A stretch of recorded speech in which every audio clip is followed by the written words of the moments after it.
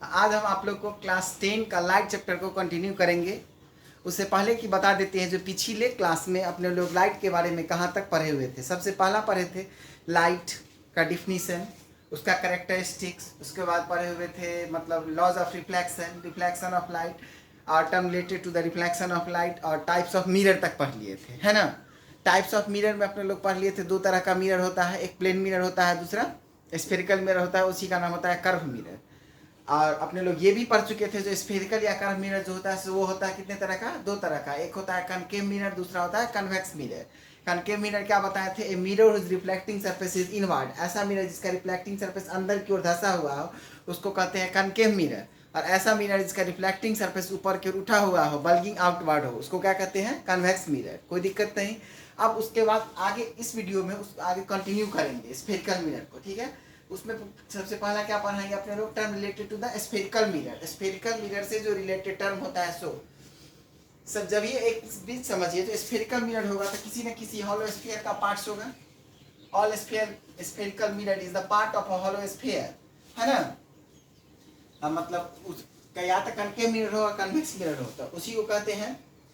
किसी न किसी हॉलो स्फीयर का पार्ट्स होगा तो मान के चले ये मिरर अपने लोग क्यों लिए हैं, जब बाहर की ओर वाला सरफेस पॉलिश किया गया है तो कौन मिरर होगा यहाँ से, एक बार बताइए आप लोग, कनकेव मिरर, है ना।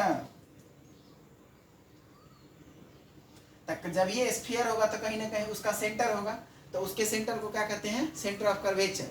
सेंटर ऑफ कर्वेचर, ठीक है। मतलब क्या बताएं, every spherical mirror is a part of a hollow sphere, the center of it is known as the center of curvature, it is denoted by C। मतलब concave mirror और convex mirror कोई ना कोई हॉलो स्फीयर का parts होकर उसके centre को क्या कहेंगे हम, सेंटर ऑफ कर्वेचर, ठीक है। इसको किससे डिनोट करते हैं, सी से, ठीक है। और उसके रेडियस को क्या कहेंगे, जैसे ये स्फीयर हुआ, ये कनकेव मिरर हुआ, इसी का एक पार्ट्स हुआ स्फीयर का, तो इसके सेंटर को हम क्या कहेंगे, centre of curvature. Centre of curvature और ये जो उसके रेडियस को क्या कहेंगे, रेडियस ऑफ कर्वेचर, उसको आर से डिनोट करते हैं। सेंटर ऑफ कर्वेचर को सी से और रेडियस ऑफ कर्वेचर को आर से। मतलब एवरी हॉलो मतलब hollow sphere यानी concave mirror, convex mirror is the part of a hollow sphere, the radius of it is known as the radius of curvature, it is denoted by r। कोई दिक्कत नहीं।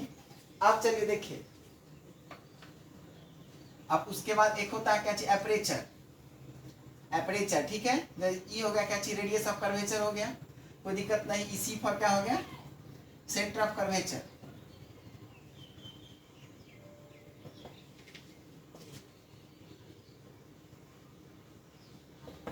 और ये are से क्या हो गया, रेडियस ऑफ कर्वेचर।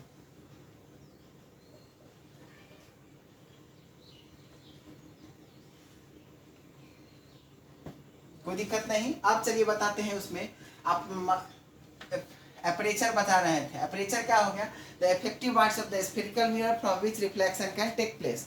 मतलब इफेक्टिव वाइड्स मतलब लेंथ, कनकेव मिरर और कन्वेक्स मिरर का जो एक्चुअल लेंथ होता है जहां से रिफ्लेक्शन होता है उसको क्या कहते हैं, एपरेचर। जैसे देखिए यहाँ से यहाँ तक मिरर का एक्चुअल लेंथ हुआ था, ये एम हुआ और ये एम डैश, एम डैश को क्या कहेंगे हम, एपरेचर। द इफेक्टिव वाइड्स हुआ ना, जो एक्चुअल लेंथ जो हुआ जहां से रिफ्लेक्शन होता है उसी को क्या कहते हैं, एपरेचर।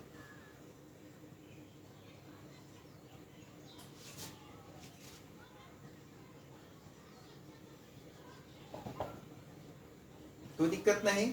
अब चलिए बता देते हैं, मिड पॉइंट हुआ से वही एपरेचर का, मिरर का जो मिड पॉइंट होता है, सेंटर एक्चुअली जो इफेक्टिव लेंथ एपरेचर का, उसको क्या कहते हैं, पोल। पोल से ही ऑल डिस्टेंस को क्या किया जाता है, मेजर किया जाता है। जैसे अपने लोग कोऑर्डिनेट ज्योमेट्री में रेफरेंस पॉइंट में लेते हैं ओरिजिन, उसी तरह से कनकेव मिरर और कन्वेक्स मिरर में रेफरेंस पॉइंट में क्या लिया जाता है, पोल। पोल से किसी भी डिस्टेंस को क्या किया जाता है, मेजर किया जाता है। अब देखिए ये हुआ पोल, ये हुआ सेंटर ऑफ कर्वेचर।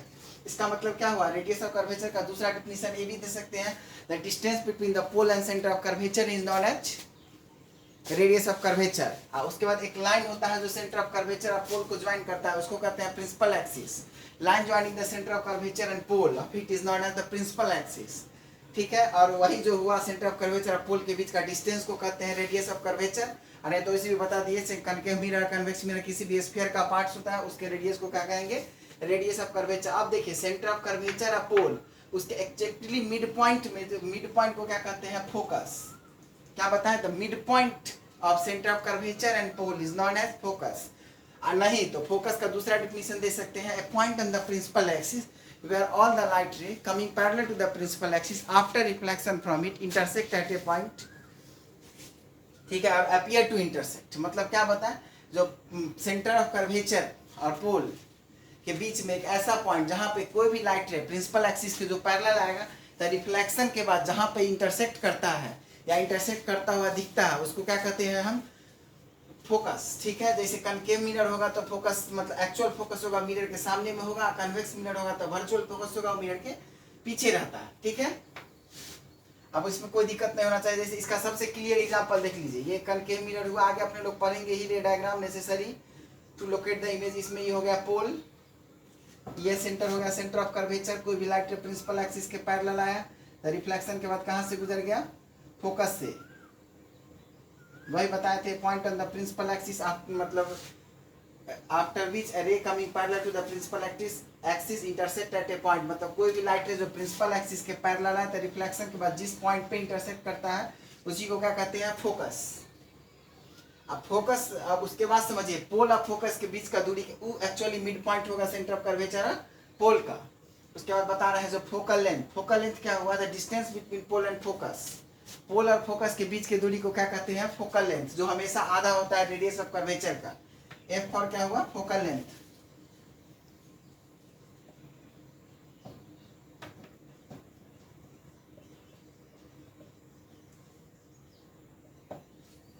कोई दिक्कत नहीं, फोकल लेंथ क्या बताया, जो सेंटर ऑफ कर्वेचर और पोल के बीच एक्चुअली मिड पॉइंट होता है। अब चलिए उसके बाद बता देते हैं, और फोकल लेंथ हमेशा आधा बताए थे, एफ इक्वल्स टू क्या हो जाएगा, r/2। एफ फॉर क्या होगा, फोकल लेंथ एंड r बराबर radius of curvature for all spherical mirror either concave और कन्वेक्स। कनकेव मिरर या कन्वेक्स मिरर किसी के लिए फॉर्मूला एप्लीकेबल होता है, focal length is always the half of radius of curvature.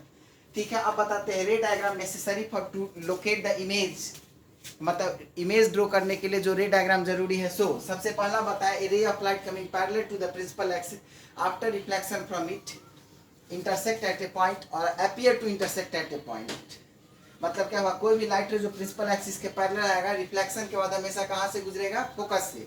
और इसका कन्वर्स भी सही है। कन्वर्स मतलब क्या हुआ, मतलब ऐसा लाइट रे जो फोकस से होकर गुजरेगा रिफ्लेक्शन के बाद प्रिंसिपल एक्सिस क्या हो जाएगा, पैरेलल होगा। अब ये देख लीजिए, प्रिंसिपल एक्सिस के पैरेलल इंसिडेंट रे आया, रिफ्लेक्शन के बाद कहां से गुजर रहा है, फोकस से। इसका कन्वर्स मतलब क्या हुआ, अब वो लाइट रे फोकस से होकर गुजरेगा आएगा तो रिफ्लेक्शन के बाद क्या हो जाएगा, प्रिंसिपल एक्सिस के पैरेलल। अब देखिए फोकस से होकर गुजर गया, रिफ्लेक्शन के बाद प्रिंसिपल एक्सिस के पैरेलल हो गया, कोई दिक्कत नहीं। अब चलिए उसके बाद बता देते हैं सेकेंड।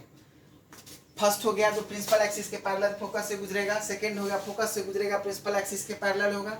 अब उसके बाद बता दिए थर्ड हुआ, जो कोई भी लाइट रे अगर सेंटर ऑफ कर्वेचर से पास करता है तो वापस उसी पाथ से हो जाता है। जैसे देखिए सेंटर ऑफ कर्वेचर हुआ, तो अगर ये लाइट सेंटर ऑफ कर्वेचर से पास इंसिडेंट किया है तो रिफ्लेक्ट भी सेंटर ऑफ कर्वेचर से ही कर जाएगा। लेकिन इंसिडेंट हुआ ना सेंटर ऑफ कर्वेचर से, तो रिफ्लेक्ट भी सेंटर ऑफ कर्वेचर से हो रहा है।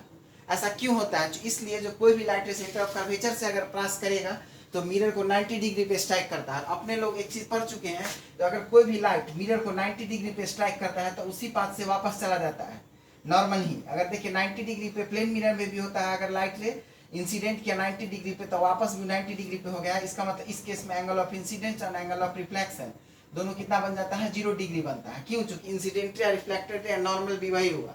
तो इंसिडेंट एंगल क्या होता है, एंगल ऑफ इंसिडेंस जिसको कहते हैं, जिसको आई से डिनोट करते हैं, तो एंगल ऑफ इंसिडेंस भी यही है, नॉर्मल भी यही है, तो दोनों के बीच का एंगल कितना बना, 0 डिग्री।